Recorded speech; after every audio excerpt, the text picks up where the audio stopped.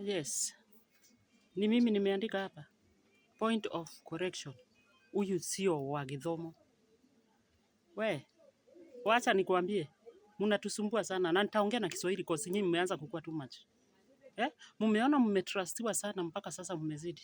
Huyo msichana ameonekana kwa duka akichukua pesa hapo na ametrustiwa na mwenye duka auze vitu.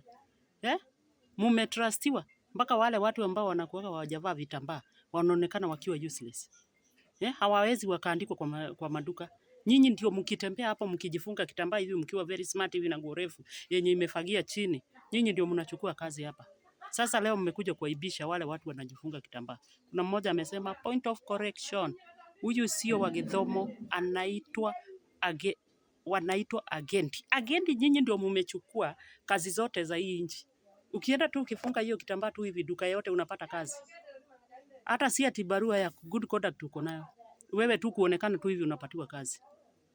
Mnakuja kutuaibisha hapa. Kila saa ni kutuaibisha. Mkiongelewa mkitajwa wageni hapa mnaanza kukasirika mkianza kuona watu ni kama wanawaonea. Huyu tulikuwa na yeye akiandika. Mnasemaga mimi ndiye nasemaga kuhusu wageni. Sasa tunataka nyinyi nyote mjue kwenye mtaenda kazi sasa ni kama zimeisha. Mshajulikana mko fake. Na ndio maana ninashindana nikisema agenti wa Githurai, wale wanaenda Githurai. Sasa huyu si unaona? Huyu ni wa Githurai sasa. Huyu hayuko kwa gari ile mnasema ya mbinguni. Huyu ako kwa gari ya Githurai, ameshuka. Ameshashuka. Yeye ni wa Githurai. Na mnashinda hapa mkifanya sisi hatuonekani, watu wengine waonekani kama ni kitu. Mkiwa mmejifunga kitambaa hapo. Wageni sisi tushawasoma. Like mtu kama mimi I'm very smart. Kwanza mpin location ya huyu msichana. Tumjue ni mgani. Ameibisha wale watu wanafunga vitambaa. Kosi ni wengi sana wajui wa wageni hawajui wa Githomo ni nani. Mnatuaibisha. Nyinyi ndio mmeandikwa shop zote za kuuza materials. Nyinyi ndio mmeandikwa shop zote za kuuza vitu hata za kutoka na mangambo na wapi na wapi. Nyinyi ndio mnapata qualification za kupatiwa hizo kazi. Kujeni mjitetee hapa, mseme ni nini na huyo kwanza mumtoe. Eheria ule mwaganu thĩinĩ wanyu. Ni nini anafanya na nyinyi huko kanisani?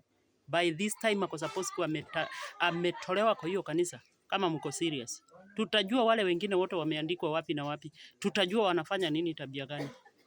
Si labda hata walishaonyeshwa red card ni venye mtu anasema huyu sitaki kumwaibisha. Sikukuwa ninafikiria ako hivi. Sitaki kumwaibisha, unavutwa kazi tu bila sisi kujua. Huyu ameona hawezi jambo. Ameona hii sitaongea, nitapost tu na sitaongea kitu. Na ni ukweli hajapost. Mwenye hiyo duka hajapost kitu.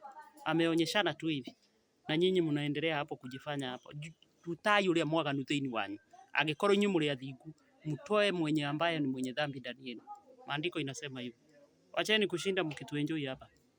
Na kwanza wale wote wale watu wanaandikana wakuwe careful. Mjue mtu mwenye mnaandika anakaa namna gani. Si ati mkiona kitambaa yote ndio mnarudi baadaye mnaanza kutuingilia sisi zote ambao tunafunga kitambaa. Wewe kaa rada zako. Wewe kaa rada na kila mtu. Wewe andika mtu, itisha good conduct, itisha mtu wa kumsimamia. Si ati anakuja na nguo refu hapo na kitambaa unaanza kumwandika kazi. Baadaye unaanza kulaumu wale watu ambao wanavaa nguo refu na kitambaa. Kuna wengine ni roho safi sana hata hawezi guza kitu ya mtu.